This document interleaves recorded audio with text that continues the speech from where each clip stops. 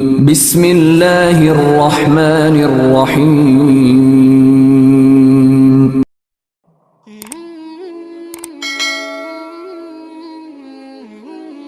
السلام علیکم، welcome to my channel نبی کا امتی۔ کیسے ہیں آپ سب؟ امید ہے کہ آپ سب خیر و عافیت سے ہوں گے اور آپ کی دعاؤں سے الحمدللہ میں بالکل ٹھیک ہوں۔ ویڈیو کا آغاز کرنے سے پہلے درود پاک پڑھ لیں۔ وظیفے کا آغاز کرنے سے پہلے دعا مانگ لیتے ہیں مل کر، کیا پتہ کس کی آمین سے ہم سب کا بیڑا پار ہو جائے۔ اللہم صلی علی محمد وعلی آل محمد کما صلیت علی ابراہیم وعلی آل ابراہیم انک حمید مجید۔ اللہم بارک علی محمد وعلی آل محمد کما بارکت علی ابراہیم وعلی آل ابراہیم انک حمید مجید۔ یا ربنا یا ربنا یا ربنا یا ارحم الراحمین یا ارحم الراحمین یا ارحم الراحمین یا اللہ یا رحمان یا رحیم۔ اے ہمارے مالک و مولا، ہماری اور ہمارے والدین کی اور ساری امت کی مغفرت فرما۔ یا رب العالمین، ہمارے کاروبار میں، رزق میں، ایمان میں برکتیں فرما۔ اے مالک و مولا، ہمارے گھر بار، جان و مال، اولاد، عزت آبرو کی حفاظت فرما۔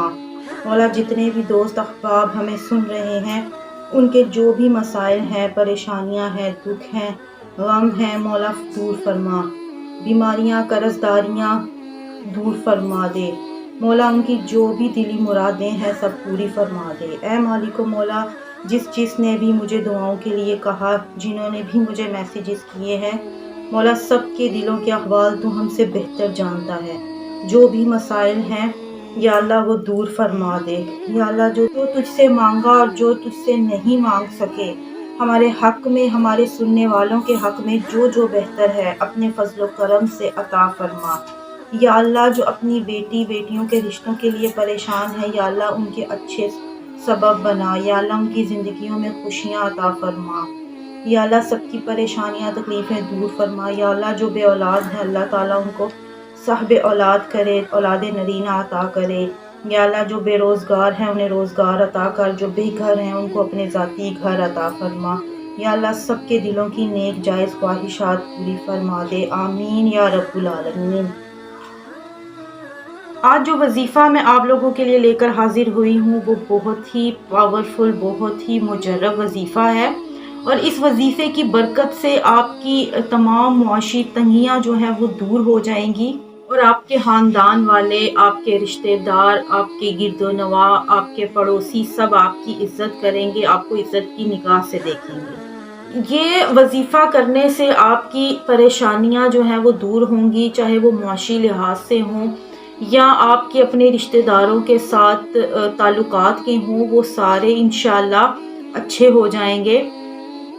جب انسان کو معاشرے میں عزت ملتی ہے تو اسے بہت فخر محسوس ہوتا ہے، بہت خوشی محسوس ہوتی ہے، اور وہ اللہ رب العزت کا شکر ادا کرتا ہے کہ یا اللہ یہ میرا کمال نہیں ہے، یہ عزت مجھے تو نے بخشی ہے۔ وہ اللہ رب العزت کا شکر گزار رہتا ہے۔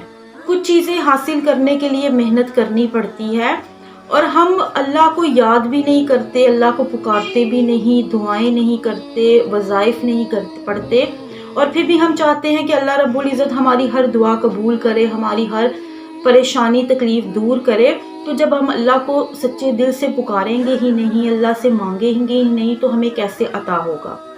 تو میں ہر ویڈیو میں آپ سے یہی کہتی ہوں کہ اپنی نماز قائم کریں۔ جب آپ اپنی نماز قائم کریں گے، اللہ کو سچے دل سے پکاریں گے، اللہ رب العزت کی حمد و ثنا کریں گے، ان کی عبادت کریں گے، تو اللہ آپ کی ضرور سنے گا۔ پھر تو کوئی شک ہی نہیں رہ جاتا نا، جب اللہ رب العزت کے کہے ہوئے باتوں پر ہم عمل کریں گے، انہوں نے جو فرمایا، جو ہم پر چیزیں واجب کر دیں، جب ہم انہیں کریں گے تو اللہ تو ہم سے خوش ہوگا ہی، اور ہماری ہر مراد پوری ہوگی، ہر جائز خواہش پوری ہوگی۔ تو آپ ان چیزوں پر بھی دھیان دیں، اپنی طرف سے آپ اپنا 100% دیں، اور پھر دیکھیں انشاءاللہ اللہ آپ کی ضرور سنے گا۔ آپ نماز قائم کریں، قرآن پاک پڑھیں، اچھے کاموں میں اپنا ٹائم گزاریں، تو انشاءاللہ اللہ آپ کی ضرور سنے گا، اور آپ کی تمام پریشانیاں تکلیفیں ویسے ہی دور ہو جائیں گی۔ آپ نے وظیفہ یہ جو کرنا ہے، آپ نے رات کو عشاء کے بعد آپ نے یہ وظیفہ کرنا ہے۔ عشاء سے لے کر صبح تہجد تک آپ کے پاس یہ ٹائم ہے، اس سے پہلے پہلے آپ نے یہ وظیفہ کرنا ہے، اور آپ نے 90 مرتبہ آپ نے یا مالکو پڑھنا ہے، اور اس کے اول و آخر آپ نے 3 مرتبہ درود ابراہیم پڑھنا ہے۔ ایک دفعہ دوبارہ سن لیں، آپ نے عشاء کے بعد اور تہجد سے پہلے پہلے آپ نے یہ عمل کرنا ہے، اور آپ نے 90 دفعہ 90 ٹائم آپ نے یا مالکو پڑھنا ہے، اور اس کے اول و آخر 3 مرتبہ درود ابراہیم پڑھنا ہے۔ اور اس کے بعد اللہ رب العزت سے آپ نے دعا کرنی ہے، جو بھی آپ کی پریشانی ہے، جو بھی ہے، اور اس یقین کامل سے کرنی ہے، اور یہ ذہن میں اس یقین کے ساتھ کہ آپ اس ذات سے مانگ رہے ہیں جو بے نیاز ہے، جو بے شک آپ کو عطا کرے گی، اور ذہن میں صرف اللہ کی ذات کا تصور ہو، یا مالک کو، یعنی ہر چیز پر وہ قادر، ہر ایک کا مالک۔ آپ کے ذہن میں یہ ہونا چاہیے کہ آپ کی پریشانیوں کا، تکلیفوں کا، ان سب کو دور کرنے والا صرف وہ ایک مالک ہے، اور آپ نے اس ذات سے مانگنا ہے، اور انشاءاللہ اللہ رب العزت آپ کو ضرور عطا فرمائے گا۔ میری دعا ہے کہ اللہ تمام لوگوں کی پریشانیاں، تکلیفیں دور فرمائے، اور ان کے دلوں کی ہر نیک جائز جو حاجات ہیں وہ پوری فرمائے، آمین یا رب العالمین۔ یہ وظیفہ آپ نے 40 دن تک کرنا ہے، اور اسی طریقے سے آپ نے یہ کرنا ہے، 40 دن تک آپ یہ عمل کریں، انشاءاللہ اللہ آپ کی مدد ضرور فرمائے گا۔ اور اس سے ریلیٹڈ اگر آپ کے ذہن میں کوئی سوال ہے تو آپ میسج کر کر مجھے پوچھیں، انشاءاللہ میں ضرور کوشش کروں گی کہ آپ کو ٹائم سے رپلائی کروں اور آپ کے سوالوں کا جواب دے دوں۔ چلتے ہیں آج کی سبق آموز کہانی کی طرف۔ کسی شہر میں ایک بوڑھی ماں ریڑھی لگا کر سنترے بیچا کرتی تھی۔ بوڑھی عورت کا دنیا میں اور کوئی نہیں تھا، وہ بہت ہی غریب اور بہت کمزور تھی۔ وہ روز صبح سویرے منڈی جاتی اور وہاں سے کچھ سنترے خرید کر لاتی، اور سڑک کے بیچ ریڑھی پر وہ سنترے بیچا کرتی تھی۔ روزانہ ایک شخص آ کر اس سے سنترے خریدتا تھا، اور خریدنے کے بعد ہمیشہ ایک ہی اعتراض کرتا کہ اماں آپ کے سنترے بہت پھیکے ہوتے ہیں، اور وہ بوڑھی عورت عاجزی سے ایک ہی جواب دیا کرتی تھی کہ بیٹا میں تو آج تازے سنترے لے کر آئی ہوں۔ وہ اپنے خریدے ہوئے سنتروں میں سے ایک سنترا کاٹ کر اماں کو دیتا اور کہتا کہ لو اماں، اگر یقین نہیں تو اسے چکھ کر دیکھ لو، اور وہ بوڑھی عورت اسے کھا کر یہی کہتی کہ بیٹا سنترا تو بہت میٹھا ہے۔ اس کے بعد وہ خاموش ہو جاتا اور اپنے خریدے ہوئے سنتروں کی قیمت ادا کرتا اور سنترے لے کر گھر چلا جاتا۔ یہ سلسلہ کئی روز تک ایسے ہی چلتا رہتا۔ روز وہ نوجوان آتا، اماں سے سنترے خریدتا، اور ان میں سے ایک سنترا کٹا ہوا اماں کو دے کر باقی سنتروں کی قیمت ادا کر کے وہ چلا جاتا۔ ایک روز اس کی بیوی بھی اس کے ساتھ تھی۔ وہ اسی حسب معمول آیا اور آ کر اس بوڑھی عورت سے اس نے سنترے خریدے، اور سنترے خریدنے کے بعد اس نے کہا کہ اماں آپ کے سنترے پھیکے ہی ہیں، اور حسب معمول وہ عورت جو ہے ہمیشہ یہی جواب دیتی کہ بیٹا سنترے تو میٹھے ہیں، میں تازے لے کر آئی ہوں۔ اور اس نے اسی طرح سے ایک سنترا نکالا، کاٹ کر وہ اماں کو دیا کہ لو چکھو اسے، اور باقی سنتروں کی قیمت ادا کر کے واپس گھر چلا گیا۔ اس کی بیوی بھی وہ حیران ہوئی کہ آخر یہ سارا کیا معاملہ ہے۔ اس نے اپنے شوہر سے پوچھا کہ آپ نے ایسا کیوں کیا؟ سنترے تو میٹھے تھے، لیکن آپ نے اس بوڑھی عورت کے ساتھ کیوں یہ بحث کی، اور یہ سارا کیا ماجرا ہے؟ تو اس نے اپنی بیوی سے کہا کہ تم نے اس بزرگ عورت کے حالات نہیں دیکھے، وہ کتنی غریب اور کمزور ہے۔ مجھے پتا ہے سنترے میٹھے ہوتے ہیں، مگر میں جان بوجھ کر ایسا کرتا ہوں تاکہ وہ بوڑھی عورت جو روز سنترے بیچتی ہے مگر وہ اس میں سے خود نہیں کھاتی، میں خود یہ سنترا اسے اس لیے دیتا ہوں کہ وہ بوڑھی عورت بھی اسے کھا سکے۔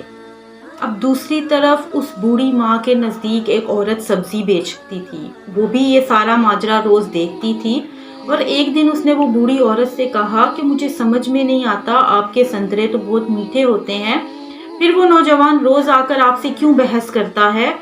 تو اس پر وہ بوڑھی عورت مسکرائی، وہ مجھ سے بحث اس لیے نہیں کرتا کہ میرے سنترے میٹھے نہیں ہوتے، بلکہ وہ مجھ سے بحث اس لیے کرتا ہے تاکہ مجھے وہ سنترا کھلا سکے۔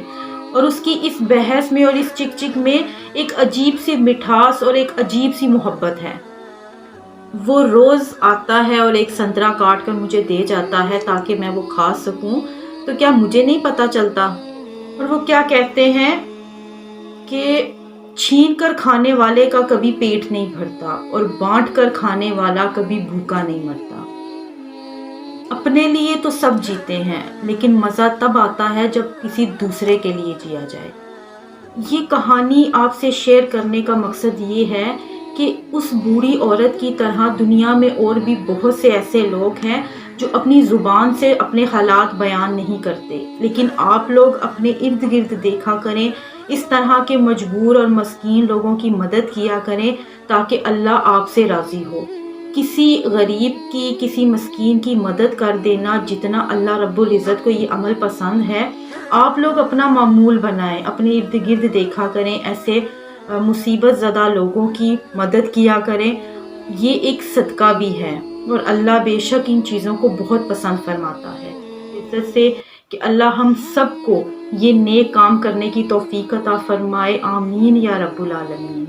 اس کے ساتھ ہی اجازت دیجیے، انشاءاللہ ملتے ہیں ایک نئے ویڈیو کے ساتھ۔ تب تک میرے چینل کو سبسکرائب کریں، بیل آئیکن کو پریس کریں تاکہ میری آنے والی ہر نوٹیفیکیشن آپ تک پہنچ سکے۔